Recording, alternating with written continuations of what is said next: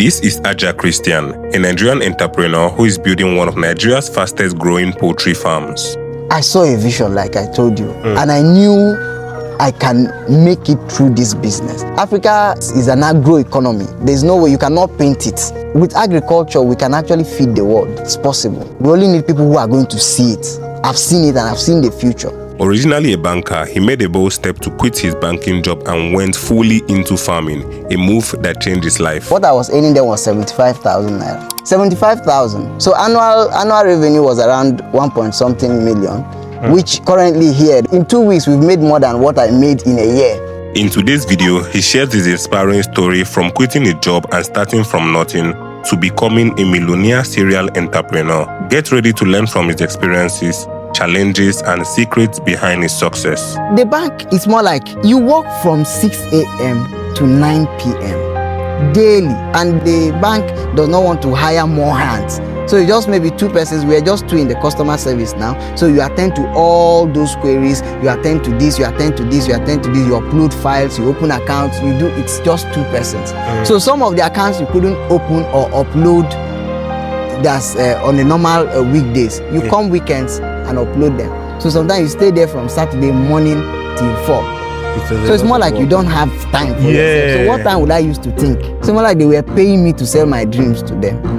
And I mean, there was no amount of money that was enough to buy off my dream. So that was why I left to build what I have now. I would appreciate it if you give this video a like and subscribe to this YouTube channel for more videos like this.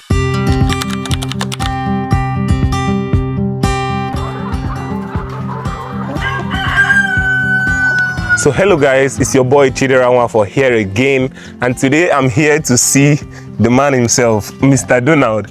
So this man right here left his banking job to go into farming. Isn't that crazy, guys? Today we are here to hear from his mouth why he decided to leave the banking, like the corporate world, to go into farming. Like farming, that's something people see as a dirty job. So Mr. Donald, I'd love you to introduce yourself to my audience first of all. All right. Good morning, guys. Yeah. My name is Ajah Christian Tochukwu, but I'm popularly known as Sir Chris Donalds. I'm the CEO of Donald's Planet Farms. We are based in Uyo, Akwa Ibom State, with a vision to scale beyond Africa.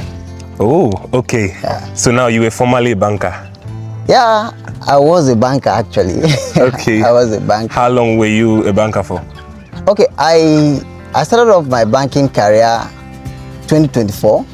Yeah, that was November 6th to be precise. 2024. That was when I got my employment letter, and I had this mixed feeling because I had heard a lot of stories about banking, that they don't have time, they don't have this, and I've never been a career person. All my life I had wanted to do business. Okay. All right, because the idea is not just about me, it's about Africa. There are young people across Africa who needs help, who needs job, who needs, they have ideas, they have visions, but they do not have a platform to showcase this vision. They do not have a platform to grow this. It's not everybody that will run a business. Yeah. Right? There are people who have that capacity to help run another business. Exactly. So my job now, I don't have the capacity to help run another business, but I have the capacity to help build a business that would aid those people the opportunity to help run. I don't know if you understand. Yes, I understand it. So when I got the job in the bank, I worked with, I don't know if I should call the name of the bank. Yeah, you can. Keystone Bank, actually. Okay. So I was posted to Abakaliki in Ebonyi State. Yeah. So the first day I resumed work was the day I gave up on the job. Really? Yeah, I resumed work November 6th, like I said. It was on a Monday morning. I dressed up, I wore my suit, I went there with energy. So when I entered, they introduced me to the team. They didn't even know I was coming because the whole employment thing is from the headquarters now. Okay. So they were like, that they've not gotten any mail. So they had to send mails across and all that before they confirmed my employment and all. They collected my employment letter and signed. And to cut the whole story short, they assigned me to somebody who would train me. Because in banking, you don't necessarily need to have studied banking and finance, accountancy and all that. So you can study anything. So the main thing, what they believe is you can learn on the job. Okay, okay. So they assigned me to somebody. My job then was the teller department. That's teller, those people that count money now. Yeah, okay. So I mean, you're counting other people's money. It was funny. Hey, this guy. Okay. So the guy who was supposed to train me, while the guy talks, I mean, he was trying to make me comfortable. So he was just telling me this, telling me that. Yeah. After the whole conversation, I discovered that the guy had stayed there for 11 years. 11 years? Yes. That was the moment I gave up on the job. Oh. Okay. What I was waiting for is, God, late 4 o'clock, let it just get to 4 o'clock, let me leave this place. So when it was 4 o'clock, I told them that we are done for the day now. He said, no, that we've not started work. Oh. That it is after 4 o'clock when the bank has closed for business. That's when we now start work. Really? I mean, because you have to balance accounts, treat pending and the rest of them. Yeah. That's pending transactions and all that. So I was just patiently waiting. I stayed there till 8 o'clock.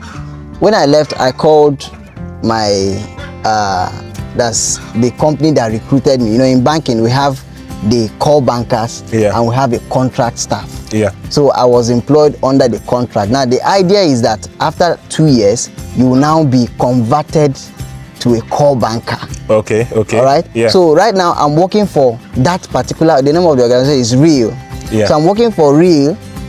I'm working under Keystone for Real. I don't know how to explain this thing. I mean, Real is the contracting firm. So they deployed me there to go and work for them. Okay. So the idea is after 2 years now, you will now be converted to a core banker. Now, those people who are contract staffs, we that were contract staff, we received mega. What I was earning there was 75,000 naira. Okay. That's the bank. That was last year. This was last year. 75. Really? It's not funny. 75,000. So annual revenue was around 1 point something million, which currently here we make in 2 weeks. We've made more than what I made in a year. That's crazy. In 2 weeks, because here we generate from these 500 beds alone, we generate 2 point something, 2.1, 2.2 monthly. So that means in 2 weeks. Hold on. I want to get something straight. Now, you're formerly a banker earning 75,000 naira monthly. A month. Okay. Yeah. Now, with this your poultry farm, you earn around how much? Now, with my poultry farm now, the gross revenue monthly is around 2.1, 2.2 million. So what you earned in a whole year, what you were gonna earn in a whole year as a banker is what you are earning in 2 weeks. In 2 weeks. Yes. It sounds very funny. Okay, continue. All right. Okay. So I stayed there. I checked. If I stay here, things are going to spoil. Not for me. If it was about me, I would have just stayed. After all, I get married, maybe rent 1-bedroom apartment, and I'm comfortable. But it's about Africa. Yeah. All right. I need to build a business that will grow and help people, because in Africa we cannot depend on aid. And the law of African capitalism states that it is we, you and I, the private sector, that will build Africa, not that person outside the continent who is coming. We are waiting for them to bring aid. And waiting for a savior. So I stayed there. When we were going, my colleague, I told him I will not stay here more than 6 months. I mean, he might be watching this video, say he will relate to it. Yeah, that is. His name is Fortune. You're not going to be a banker more than 6 months. I will not stay in this bank more than 6 months. I said that every day until the 6th month, April. That was okay. I took the job. That was 2023 now. Yeah. 2023. 2023, November 2023. That was when I took the job. So I got another job April 6th, 2024. That was exactly 6 months. 6 months. So now this particular job was to manage a hotel, one of the multi-million naira hotel in Abakaliki, Ebonyi State, Cecilia Hotels and Suites, the name of the hotel. So when I got there, the idea now was not to answer the manager thing. Like I told you, I'm not a career person. I want to do business. Yeah. So the reason I went to that hotel now was to learn how to manage business that runs in millions. Okay. Right? How do they do this thing? How do they do Those people who are running multinationals, they don't have 2 heads. All right? So they have 1 head. So I want to go into this system. Let me understand this thing. So for me, it was an opportunity to learn. Just like I told my colleague while I was in the bank that this is an internship for me. They said, don't say that thing. That very soon will be converted. The guy is still there till today. They've not converted him. Really? All right, none of them, and I'm still telling you, if they are still there to the next 10 years, they might, in quote, not be converted. Just like the guy who have been there for 11 years, he has not been here. He finally resigned in the banking sector. Okay. You get it? Yeah. So I started working with that hotel. Everybody was like, "Hi, see this small boy, manager." Okay, they hired you as a manager. A general manager in the hotel. Really? You can look up the hotel online. They are, in as much as my signature is there, they have if you just check the hotel, it is my face you will see first of all. Oh, okay. Because I had to, I believe in the power of the internet, so I had to push the hotel online in order for it to gain recognition. I built the revenue from what it was to, I mean, when I took off the hotel, they were just having, it's a very big hotel and their rooms are very expensive. Yeah. So most persons might not really afford to stay in that particular hotel. But with the kind of strategic marketing we put in place through under my leadership, we were able to build. I mean, it was not a matter of looking for customers now. It was a matter of looking for other hotels that would accommodate the excess of the customers. All right. So it was the knowledge I got from the banking sector that I had to put into the hotel.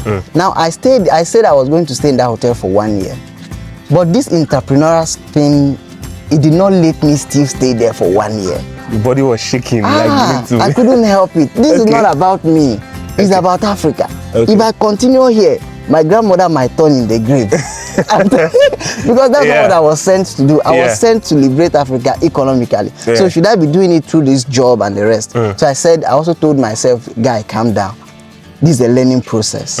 All right, so it was from that hotel I learned auditing, I learned systematic business approach, I learned how to organize team members. My accountant was more like my father. Well, he's a 78 years old man, I guess. I was the youngest person in the management team. But you were the general manager. But I was the general manager. Okay. All right, so after the whole thing, December, I resigned. I resigned December 1st, 2020. You said you were not going to work again? I said no. Let me go and face my business. Although Donors Preventive Farms has been in existence for over 5 years. Okay. All right. I started it immediately I left school. So we started with just 50 broilers. How much did you start with back then? That was 67,000 naira. 67,000 67,000. I was working with another hotel, Mona Bliss Hotels and Suites in Abakaliki. So my salary then was 17,000 as a graduate. I just graduated. So I saved up that money because I was like, what if I come tomorrow and this people sack me? Yeah. Where will I run Because to? It's not your business. Well, it's not really my possible business. they can sack you. So I can just wake up one morning and they tell me, no, we don't need your services again. So I had to save up money. I worked with my cashier then, so they used to pay us cash. I told him, please, can you help me keep this money? I want to use it to do something.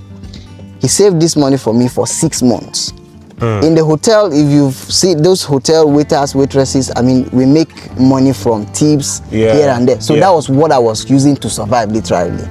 Those tips while I was looking at while I was looking at the future. So I saved 100% of that salary for 6 months. Really? Everything.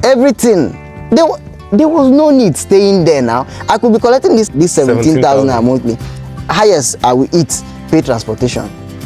It will finish. I will eat, pay transportation, it will finish. After 1 year, what will I show for it? So I stayed there. I used that money to start up. My first partner then did not really believe in the vision. I knew what I saw. I knew where I'm going to. So I told him, let's just start small and grow this thing. Because I made him believe I had a lot of money. Okay. You get it? His name is Andrew. I made him believe there's a lot of, if you want to start with 200 broilers, no problem. But I want us to start small. Because I believe in the law of seed time and harvest. So let's start with 50 broilers and grow it. The guy was discouraged. And I didn't want to tell him that I did not have money. That's why I want us to start with 50. I told him the money is there. That's what I told him. You told him that, hey, I have money. I told him, forget about money. It will never be a problem. But let's just start. But meanwhile, you didn't have any money. I didn't have 67,000. I thought we finished because we rented one small farm that was already dilapidated. That 67,000 was what we used to buy cement to do the flooring. We had to buy nets from that 67,000. What was remaining was around, was it 15,000 or so? The money that was remaining was only for broilers. That's 1 carton of broilers. Then they sold for 250 naira. Agreed. That was what we bought there.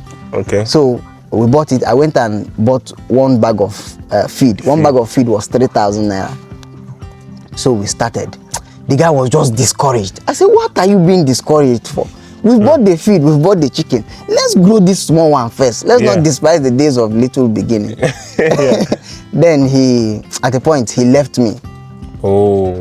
All right, he couldn't continue. I had to scout because I cannot resign from that hotel job. Then you were still in the hotel. I was still in the hotel. Yeah. So that 17,000 naira a month will still be enough to buy at least 2 bags of feed. So you should be managing. I gave him 40% equity. Okay. He did not invest any money, but I told him 40% equity of the company. Let's grow it. But he did not see that vision. I don't blame him because I was the one that saw the vision. Now that boils down to people not believing that they can start small. And I always say it. You can always start small. It doesn't really matter. When you see people now, currently he's at about 500 beds. He has about 500 beds now. And we're expecting 1,000 next month. Okay. He's telling you how he started. He started with just 57. In short, that is less than $100 that time. Imagine starting with just that, and it's just the vision that really matters most times. It's the vision, man. Yeah. So please continue your story. So we had to grow, and we grew from that 50 to 100. That was when we put in 100. That was when I got my first investor. Okay. So the man, he was not like an investor. He was like an angel investor. So he gave me 200,000 naira. He said I should just add to what I'm doing, that he likes what I'm doing. Mr. Dele, if you're watching this, thank you. Okay. So he gave me the money. I was so excited. I've not seen that kind of money before. Yeah. So at that point, I did not need that money. What I needed was mentorship. I did not need the money. But unfortunately, the razzmatazz of, the young guy that is just growing up. I've never seen 200,000 naira in my life. And somebody gave me 200,000. So, and we had beds in the farm already inside the brooder. So I came back, I told my staff that we are going to move the beds inside the brooder and put another one. That there's money. That was the greatest mistake I made. We lost 300 beds in 1 week. Really? Both the beds that were in the farm and the new ones we brought with that new capital, all went. They died in 1 week before my eye. Wow. That was enough to say this farm thing I know they do again. But like you saw there, I wrote it that we are in 5 years we are doing 15,000 capacity. The money is not there now, but I know it's going to come. I know it from this business. From this business. Before this year runs out, now we should have about 3,500 here. Okay. All right. So now strategically, with good financial discipline, we are going to beat that 15,000 in 5 years. Okay, so when you started your farm, like you faced a lot of things starting up. I want to know like the major challenges you faced while starting up. Okay, I will just name 2. Okay. One of the major challenges I had while starting was financing. All right. In Africa now, it's very difficult for you to get someone who can actually fund you based on your idea. No, you need to show workings first. Exactly. All right. So I faced very, very, very, very big challenge with raising up money. Like I already told you how I started. So if I had more money, I would have started in a bigger way. But there was no money and there was no support from anywhere. I did not come from money. More like I didn't come from a family that anybody has that capacity to tell you, come, take this 500,000, add to what you're doing. So I needed to just carve out everything myself. It was a lonely process. So raising that financing was a very difficult thing for me. And I believe other African young entrepreneurs are also facing that particular thing. So for me, that was the major challenge, financing. Then secondly, should I say staffing? Should I call it partnership? I don't know how to describe it. I mean, having someone who is going to go this journey with you. So in business, scaling a global business is not a one-man thing. So like for instance, my first partner now, when he discovered that he wasn't really seeing the kind of money he was expecting or from what I had said, I've confessed this vision, I've discussed with him how big it is, but yet he's not seeing the money. So he left me. So the business would have died completely if I was not convinced about what I saw. So that made me shuttle between my job and the work, even when I had a staff member who was on the farm. So at the point, I also had to involve my younger brother to join in the operations of the business. But he also left. All right, because according to him, he wasn't seeing what he was. I told him this business will grow. Can't calm down, let's grow this, be part of this team, this business will grow. But he left. So those are challenges. I mean, it gets to a point as an entrepreneur, everybody leaves you. You just have to figure it alone. Even here, for instance, my first staff member, he just woke up and he did not come to work the next day.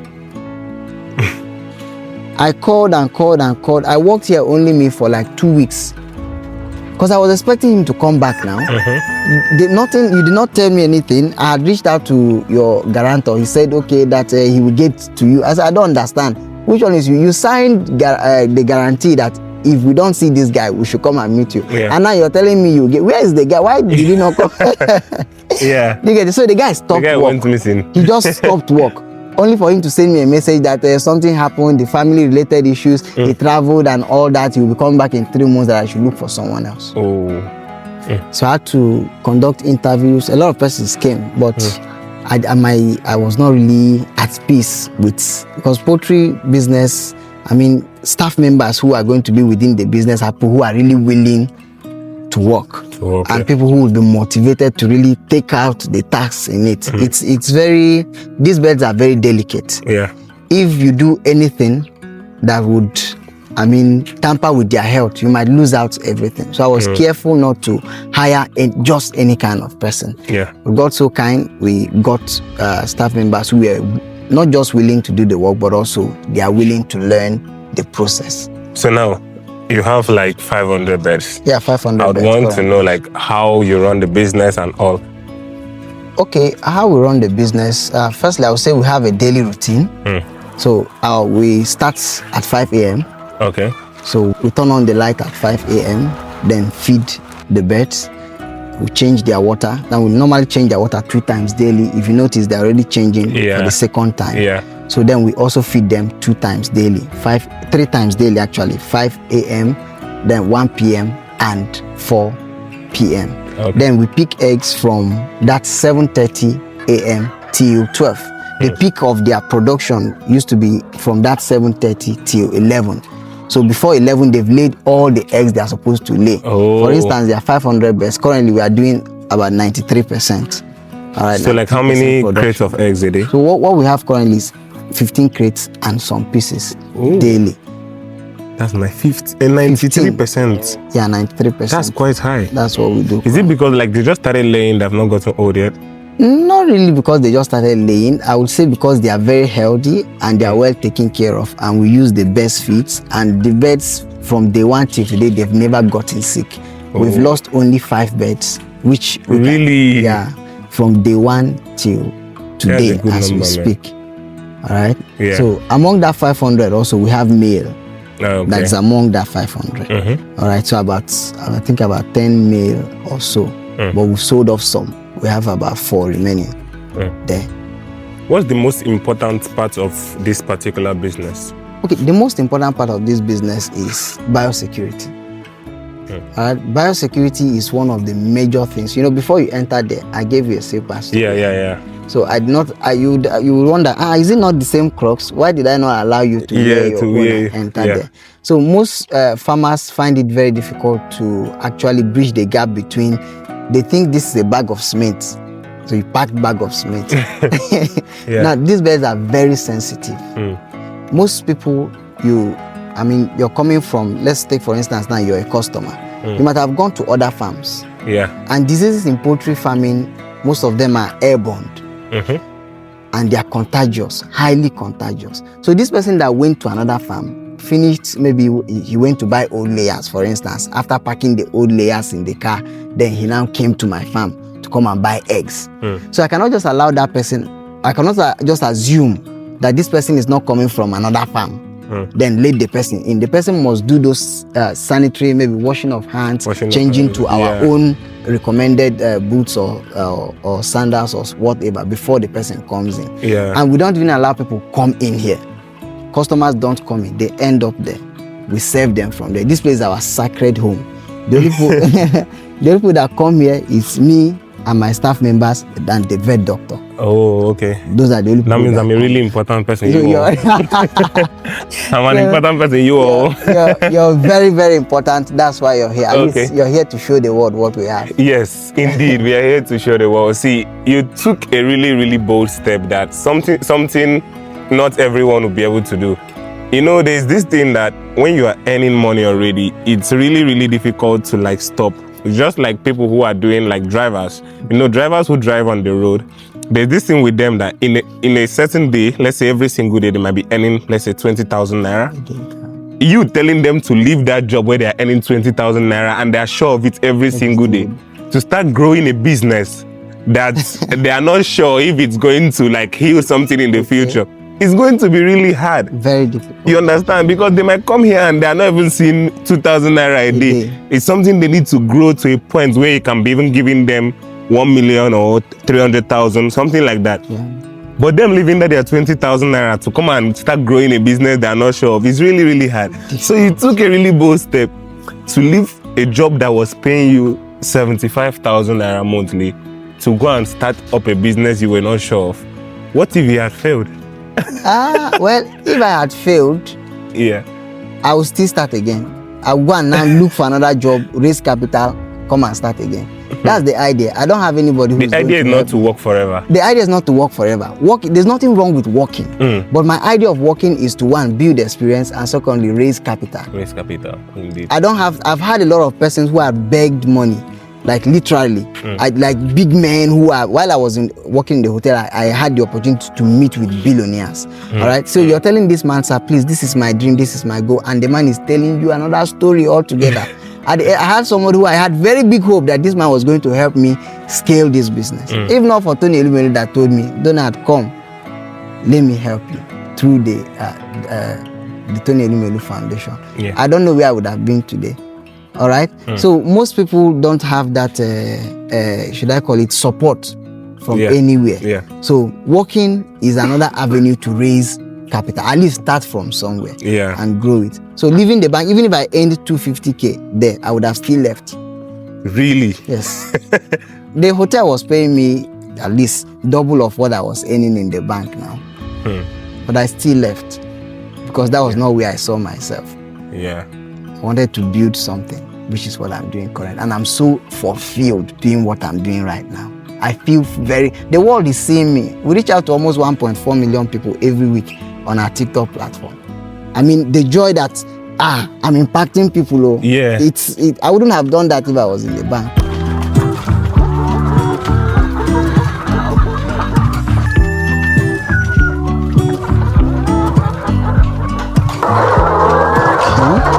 So currently there are about 500 beds in here. How old are they currently? Okay, today is their 33rd week. 33 weeks. 33 weeks. Yes. And they give you like around 15 crates every 15 crates and some pieces. Most times 15 crates and 10 pieces, 15 crates and 18 pieces. Most times. What's the most important thing when it comes to these layers? What makes them sick? Okay, yeah, what makes them sick most of the time? You see, if you notice, this bedding is very dry. The floor is dry. Yeah. And this place is not smelling. Yeah, it's not smelling. You get it? So most farmers, they allow their litter to get wet. Before you know it, the birds start getting sick. Because there's something we call ammonia in poultry farming. Now, if the ammonia starts piling up, if you enter this place now, you might not even stay because your nose will be hot. It's more like, rub. Yeah. If you put rub inside your nose, that peppery, this thing, that's what you used to. So imagine if you're facing that particular thing standing up like this, imagine what these birds down will be facing. So we change this thing once in a month, but we make sure that it doesn't get wet no matter what. It's very, very dry, and it's thick. I notice it's like you guys put it so much. Plenty. It's very deep. Okay. So they are comfortable. If you look at some, you notice they are batting inside. Yeah. That shows you how comfortable they are. And secondly, ventilation. If you look at this place, you notice we have a lot of breeze coming in from left, right, and center. Yeah. And like I told you, we are expecting 1,000 more. So we are still going to open up these places so that we have enough breeze coming in so that they will be very comfortable. Yeah. And another thing is, we don't wait for the birds to get sick before we treat. Yeah. So we give preventive medicine most people are waiting for their birds to get sick before they start treating. Treating. From day one, we give preventive medicine. There are diseases like coccidiosis, infectious coryza, fowl cholera, and the rest. These are diseases that affect birds, and we take care of them even before they come. Like I told you from the first, from when we began this interview, these birds had not gotten sick from the day they came into this place till now. If you look at them, look at this comb. This is red. It shows you that the bird is very healthy. Yeah. Very, and if you look at it, yeah, all of them are like very active. And the reason why those ones are there is that these ones are terrorizing those other ones. Oh, okay. So we had to move them outside, which will still bring them in when they are okay. All right, so you can tell if the bird is sick from their comb. Yes, from their comb. If they are sick now, you see the comb will start changing color. Some of them might even get yellow. Oh. Some of them might get black. That means that's a really valid tip, man. Thank you. So for those of you guys who are planning to go into poultry farming like layer beds, and once you see their comb changing color, there's a problem somewhere. And also their poo. If you notice, if you see any poo, okay, let's use this one for instance. Yeah. You see this poo is very solid, black and white. But when you start seeing pools that are watery or greenish, or if they start releasing bloody poo, that means the bird is now suffering from coccidiosis. And coccidiosis is not a viral disease, it's a bacterial infection, but it is deadly if not treated on time. So, and like I mentioned, one of the major causes is if they bring in this water now, most times they jump on top of it, they poo inside the water. Some persons don't change their water twice. They leave it there from maybe if they come in the morning and change the water, they leave it till the following morning. Now, before that morning, these birds must have pooed inside the water and they are still drinking it. Which is another major causes of coccidiosis. So if that keeps happening, if that happens for like 3, 4, 5 days, they will get sick. So here we maintain fresh water every day. The water they drink, we also drink it. So if you cannot drink the water, that means they shouldn't even see it. Because the birds trust you. Anything you bring, they will eat it. If you bring poison here, now they will eat it. They believe you cannot poison them psychologically. Exactly. You get it. So we make sure that we give them very, very quality feed to ensure that they grow well and they give us what is required. Now there are a lot of Nigerians outside the country who are planning or who have visions to own farming businesses or want to go into agriculture in Nigeria and they want to invest back home in Nigeria. Would you advise them to invest into agriculture? Okay, currently we have a mentorship program going on. We have some clients who are outside. Like, for instance, let me use a particular man who is in the US. He's starting a particular farm in Owerri. He said the day he consulted, he said he wants to do 60,000 birds. He wants to do 30,000 layers, 30,000 broilers. I said, God, calm down. It doesn't work like this. If you invest like that, the whole birds will die off. And you will think poultry business is cost. You need to understand how this thing works. So after the whole meeting, I strategically told him what to do and how to do it, that he should stock at least 10,000 if he must do in that nation. At that capacity, I don't think I want to come and start teaching him how to avoid disease, how to avoid. So one of the major pack in that mentorship program for that particular man is how to learn how to employ people who understand the business. There are people who go to school to study vet medicine. They are not studying so that they will come out and start. They are studying so that they will get a job. So the man's job now is to create a job for them. You get it? So most persons have this idea that the business is very profitable and they now approach it the wrong way, just like that man would have done. That's 600 beds, what's it called? 60,000 beds, over 600 million naira investment. So imagine losing 600 million to ignorance. If he hadn't consulted us, he would have made a very big mistake on that farm. So most times it's always nice if you're outside and you want to invest back home, ask questions, pay for mentorship, pay for consultation, understand this. It's not about what you see. People telling you, okay, I made this. Ask questions, understand how these things work, employ the right people who understand, who they have a track record. Yeah. A vet doctor is telling you, I've worked here, and you've gone there to ask questions, and they're telling you, yes, he works there. Most persons come out and they say they are vet doctors, yet they don't even understand what is going on there. All right, so the idea is understand the business first. Investing is very lucrative if you do it the right way, and it can be disastrous if you make a mistake.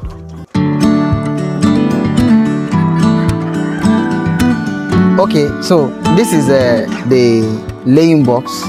So we introduced this laying box at week 12. Like, these birds now are, how do I put it, they are psychologically driven. All right, so the reason we introduce, it's not as though they will start laying at week 12, but it is to give them that secret place, where they can always find abode. It helps them start building that characteristics of laying. Most times, if they want to rest from that week 12, they run to this place. So once they now start laying, instead of laying on the floor, they will come here. And lay. So most people will be wondering, why is it that they don't lay here? If you want to pick egg now, you don't start looking for eggs on the floor. Although you might see one or two, but it's not every time. You must see the egg inside this place. Because from week 12, we train them to understand. If you know, we've already picked eggs for the day. But we are still seeing, there are still a few. Here, there are still a few in those other boxes. So because, like I told you, they start laying from 7:30 in the morning till around 11. By 11, we've gotten out 15 crates for today. So these ones are now the extra that will come on top of it. Oh, wow. This thing now, you might be wondering what this is. Okay, these bags? These bags. They're not just here, they're more like distractors. Oh, how? Now, most times, these birds, they tend to peck on each other. All right? So now, instead of pecking on each other, they peck on this bag. Because they don't know what this thing is. They want to chase it away. So they'll be pecking on it. Pecking on this. And a lot of them are pecking on my legs. Yes. Because they've not seen you before now. And they are still pecking on my legs too. So they peck on this instead of pecking on each other. Those ones I told you were isolated. They had pecked on them, removed their feathers. They are ready to peck one until it dies. Really? They are ready. They will face that particular and peck it until it dies. So that's why we introduced this, and we also introduced special. This particular thing here. Where they are perching where on. they perch, they just perch on. They like perching. So we just introduced this to them. That's one of the. I've learned a lot today, man. That's one of the advantages of deep litter system. They tend to live out their life naturally. If you keep this bird outside now, most time they climb on top of the zinc to go and stay. So if you're wondering what are they doing now, I don't even know why they climb on top of this place, but they like climbing there. So we give them that natural atmosphere. Let them just feel at home. So let them explore. Let them explore. So it will help them produce well. It will help them be healthy. It will help them grow well. Because in feeding, there's what we call feed conversion ratio. So if they feed now, like in broilers now, the feed conversion ratio, the feed converts to weight. Now the feed here converts to egg. So if they don't have a very comfortable atmosphere, those feed might not convert well. Because it's not, this particular egg now might lay today, and tomorrow something happens and it doesn't lay. We have light here. We give them light from 6 p.m. to 9 a.m. Okay, this light comes on. Yes, it's solar. All right, so it comes on from 6 in the evening, that's 6 p.m. and it goes off by 9 p.m. All right, so the reason is, light also has this thing it does to layers to help stimulate egg productions. If we don't give them this light for one day, the next day we might not get up to 15 crates. Really? Are you serious? So they are very sensitive. Just because of the light? Because of the light.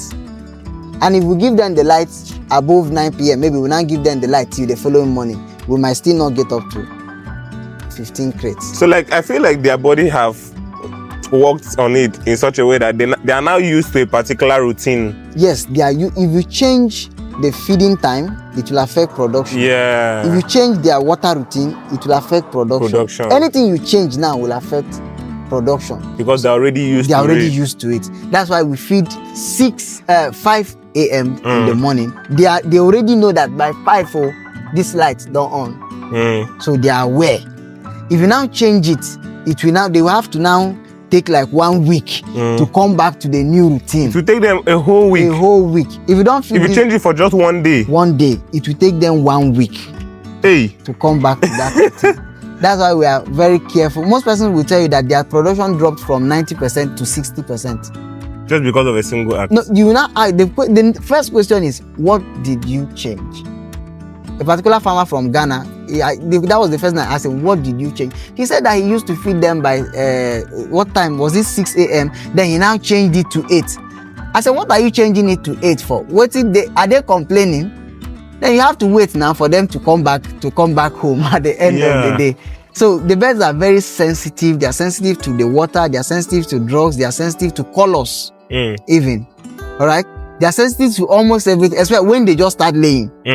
So they are always very sensitive. That's why we are being very careful to ensure that things are done rightly. The staff members who are entering them must wear their uniforms and all. Did you guys purposely choose the red for your uniform? Yes. First of all, the red is our brand color. Okay. Our logo red. Red is our brand color normally. Okay. But they are more comfortable with red. The birds are all. If you notice, these feeders are red. If you visited other poultry farms, you will notice they don't really produce this in other colors. Okay. It's red. If you notice, that's feeding cap. Those people that use nipple drinkers is still red. Have you seen another color? Yeah. Before? So they are more attracted to that color. It helps them feel safe. They feel comfortable. If you introduce black drinker now, they might find it difficult to. Some will be drinking, some might not drink. Okay. So they might just be jumping around because they are distracted. They feel a lot of knowledge from this video, man. You get it? So they are just very sensitive animals. So you must treat them in that manner.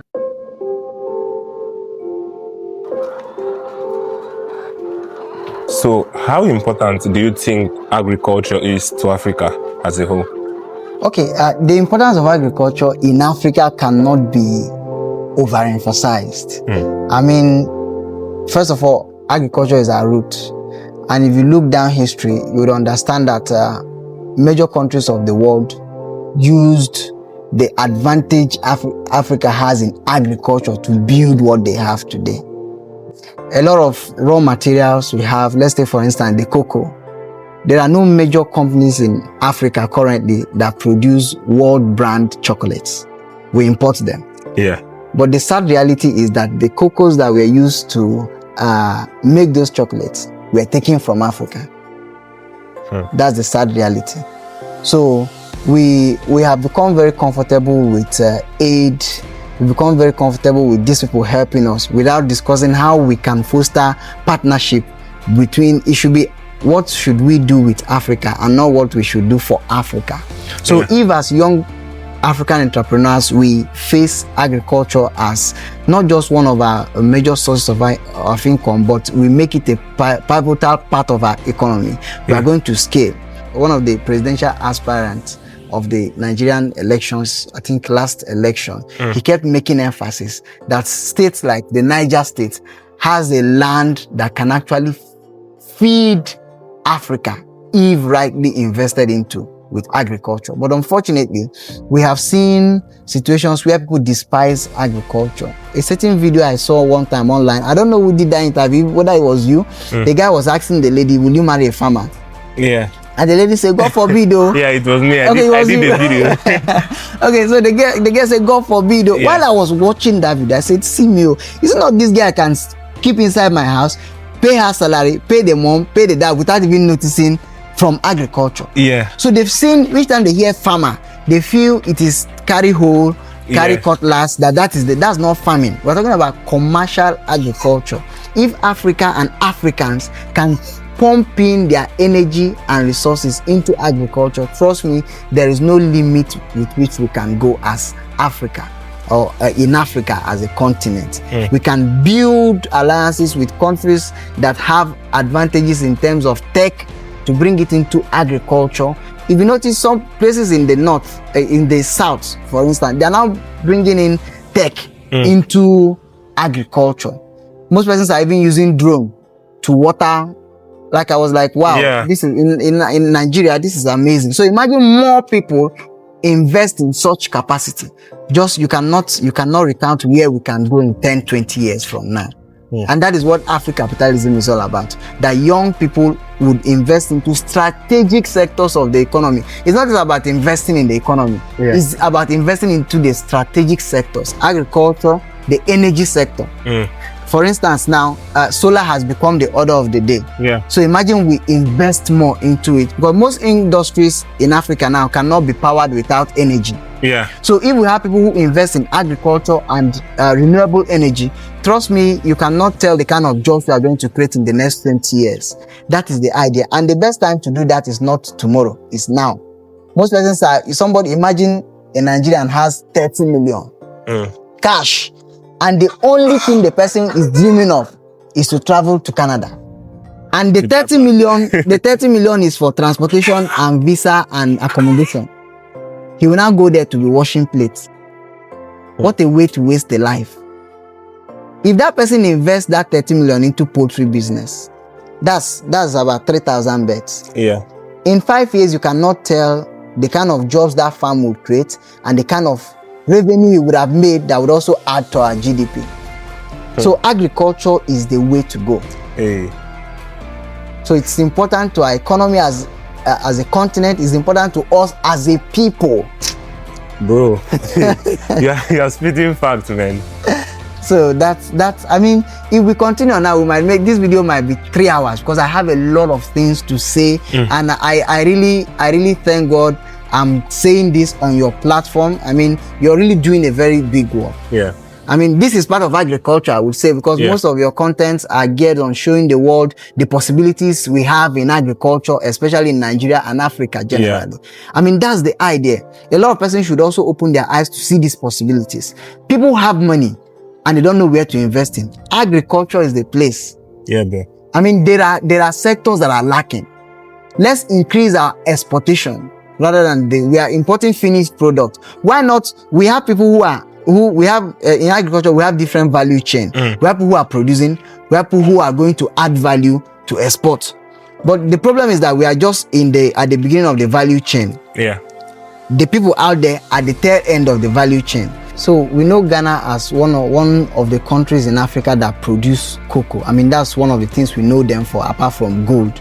But unfortunately, there are no global indigenous companies in Ghana that produces chocolates, those end products. All right, so we still export those raw materials, then we still import the end at exorbitant prices. So imagine if we had companies that would add value to these raw materials. It would create jobs, one. It would, I mean, prices of things would drastically reduce. Our economy would boom, because we also increase export. We are going to also export the finished product instead of exporting the raw materials and the rest. So the idea is agriculture is the way to go. We cannot just depend on oil. Oh, Nigeria has oil, Nigeria has oil. No, let's diversify. There is nobody who had become a global businessman who depended on one business. It's not possible. When you hear Dangote, you hear Dangote sugar, Dangote this, Dangote that, Dangote. He understood that it requires more. That's why he now invested into refinery today. When you hear the Tony Elumelu Foundation, we have the Tony Elumelu Foundation, we have the UBA Bank, we have the Hess Holdings. Under Hess Holdings, we have Hess Energies, Hess Technologies, Hess Insurance, Hess Assurance. I mean, businesses here and there. We have the Avon Medicals. Those are still under the family of Hess Holdings. So, I mean, the idea is let's invest strategically in agriculture. I mean, it is now. Now is the time. So you talked about a lot of things. Now, I would want to understand, what do you think is the most important thing when it comes to entrepreneurship as a whole? What do you think is the most important thing? Okay, one of the most important thing is the statement of why. Why? The question is, why are you in business? All right, it's not just about doing business. Anybody can run a business, but why are you doing that business? Because entrepreneurship sucks. Trust me. You can actually get a job and you're relaxed, you're comfortable, because you're not doing the thinking, you're not doing the strategic positioning, you're not doing the market penetration strategy. You're not thinking about customer service. You're just there to, like in the bank now, we're just there to count money and pay. At the end of the month, they pay me my salary. So, but there are people who own the bank that are doing the thinking.